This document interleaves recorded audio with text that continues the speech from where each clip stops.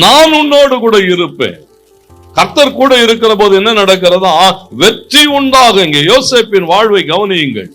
யோசேப்பை குறித்து வேதம் பதிவு செய்கிறது. ஆதியாகமம் 39:3 நீங்கள் வாசிக்கிற போது அவனுடைய எஜமான் சொல்லுகிறான், கர்த்தர் அவனோடு கூட இருக்கிறார் என்றும் அவன் செய்கிற யாவையும் வாய்க்க பண்ணுகிறார் என்றும் அவன் எஜமானன் என்ன செய்தானா?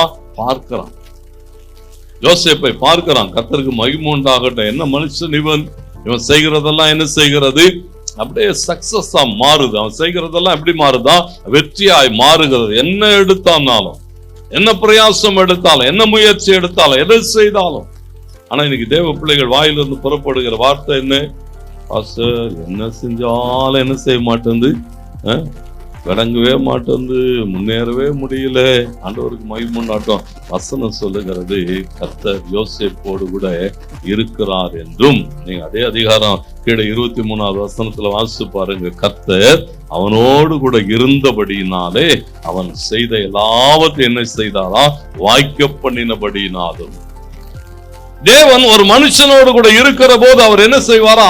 அவன் செய்கிறவைகளை, பிரயாசங்களை, முயற்சிகளை ஒரு பெரிய வெற்றிக்கு நேராக, நம்முடைய தொழில்கள், நம்முடைய வியாபாரங்கள், நம்முடைய வேலைகள் எல்லாவற்றிலும் ஒரு பெரிய வெற்றி. நான் உன் கூட இருப்பேன், உன்னோடு கூட இருப்பேன், நான் உன்னோடு கூட இருந்து உன்னை நடத்தி கொண்டு போவேன், உன் கையை பிடித்திருக்கிறேன், நீ பயப்படாதிரு.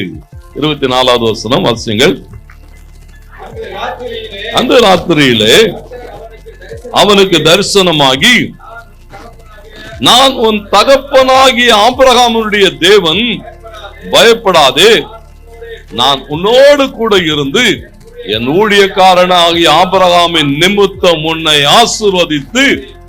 பாருங்க, ஆண்டவர் சொல்லுகிறார், என் ஊழியக்காரனாகிய ஆபிரகாமின் நிமித்தம் நான் உன்னோடு கூட இருந்து உன்னை ஆசீர்வதித்து உன் சந்ததியை பெருக பண்ணுவேன். ஈசாக்கு ஆண்டவர் சொல்லுகிறார், நான் கூட இருக்கிறேன். ஆண்டவருக்கு மகிமை உண்டாகட்டும். ஈசாக்கோடு கூட தேவன் இருந்தனுடைய விளைவுகளை நாம் பார்க்கிற போது ஈசாக்கு பிரயாசப்பட்ட எல்லாவற்றிலும் வெற்றி எடுக்கிறான். ஈசாக்கினுடைய முயற்சிகள், ஈசாக்கினுடைய அந்த வேலைகள், அவன் செய்த தொழில்கள், இன்னைக்கு யோசிச்சு பார்த்தீங்கன்னா ஒவ்வொன்றின் மேலும் வெற்றி, ஒவ்வொன்றின் மேலும் வெற்றி. ஆண்டவருக்கு மகிமை உண்டாகட்டும். அவன் செய்த எல்லாவற்றிலும் ஏன்? தேவன் கூட இருக்கிறார், தேவன் என்னை நடத்துகிறார், அவர் என்னை ஆசீர்வதிக்கிறார். அவர் பேர்ல ஒரு அளவிட முடியாத ஒரு நம்பிக்கை உள்ள ஈசாக்கு. வசனம் சொல்லுகிறது, 12வது வசனம், அந்த தேசத்திலே அவன் விதை விதைத்தான். கர்த்தர் அவன் என்ன செய்தாராம்? எந்த தேசம், எந்த சூழல்கள், பஞ்ச காலத்துல வேதம் சொல்லுகிறது ஒண்ணும் இல்லை, ஒண்ணும் செய்ய முடியாது. ஆனா அவன் சொல்லுகிறான், இல்ல, தேவன் என் கூட இருக்கிறார், தேவன் என்னை ஆசீர்வதிப்பார். பாருங்க, அவனுடைய வயல் குறைவுகளோடு கூட இருக்கிற மக்கள் தான், போராட்டங்களோடு கூட இருக்கிற ஜனங்களுக்கு நடுவில் ஈசாக்கினுடைய வயல் என்ன செய்கிறதா? 100 மடங்கு பலன் தருகிறது. தேவ பிள்ளைகள் செய்கிற தொழில்கள், தேவ பிள்ளைகள் செய்கிற வேலைகள், தேவ பிள்ளைகள் செய்கிற வியாபாரம் எதுவா இருந்தாலும் அது எப்படி இருக்கணுமா? 100 மடங்கு, 100 மடங்கு ஆசீர்வாதம். எப்பொழுதும் அந்த ஆசீர்வாதம் பெருகி கொண்டே இருக்கிறது. இன்னைக்கு பாருங்க, நம்முடைய வாழ்விலே ஏன் அந்த ஆசீர்வாதங்கள் வரல? நானும் இதை தான் செய்யறேன், நானும் இப்படித்தான் பிரயாசம் படுகிறேன். வசனம் சொல்லுகிறது, உன்னை ரட்சிக்கும்படிக்கும், உன்னை தப்புவிக்கும்படிக்கும், உன்னை காக்கும்படிக்கும் உன் தேவனாகிய கர்த்தர் உன் பாளையத்துக்குள்ளே உலாவி கொண்டிருக்கிறார். அடுத்த வார்த்தை சொல்லும்போது சொல்லுகிறார், அசுசியான காரியத்தை அவர் உன்னிடத்திலே கண்டு அவர் பாளையத்தை விட்டு வெளியேறி போகாதபடி.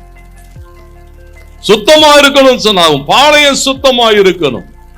ஈசாக்கினுடைய வாழ்வை கவனிங்கள். அவன் கடந்து போகிற பாதைகளிலே அவன் செய்தவைகள் எல்லாம் ஆசீர்வாதமாய் மாறுகிறது. தேவனாலே ஆசீர்வதிக்கப்பட்ட ஒரு வாழ்க்கை வாழுகிறான். எப்படி இவைகள் எல்லாம் சாத்தியமாகிறது? முயற்சிகள், பிரயாசங்கள் செய்து கொண்டே இருக்கிறான். நீங்க அதே ஆதியாகமம் 26:18 வாசித்து பாருங்கள். போடப்பட்டிருக்கிறது, துறவுகளுக்கு மேல் துறவுகளை வெட்டி கொண்டே போகிறான். எப்படிப்பட்ட துறவுகள் போட்டிருக்கு தெரியுமா? அவனுடைய தகப்பனாகிய ஆபிரகாம் வெட்டினவைகளை அங்கே என்ன செய்திருந்தார்களா? தூர்த்து போட்டு இருந்த துறவுகள். நல்லா கவனிங்க, கர்த்தருக்கு மகிமை உண்டாகட்டும். தூர்த்து போடப்பட்டு இருந்தது அப்படின்னா இது என்ன அர்த்தம் சொன்னா, இனி இது என்ன செய்யாது, பயன்படாது, இது பிரயோஜனமற்றது. ஆண்டவருக்கு மகிமை உண்டாகட்டும். நீங்க தேவனோடு கூட சரியாய் நடக்க முடியுமானால், தேவன் பேசுகிறதை சரியாய் செவி கொடுக்க முடியுமானால், மூடப்பட்டவைகளை திரும்ப எடுத்து செய்கிறதுக்கு கர்த்தர் நமக்கு அனுக்கிரகம் செய்யும்.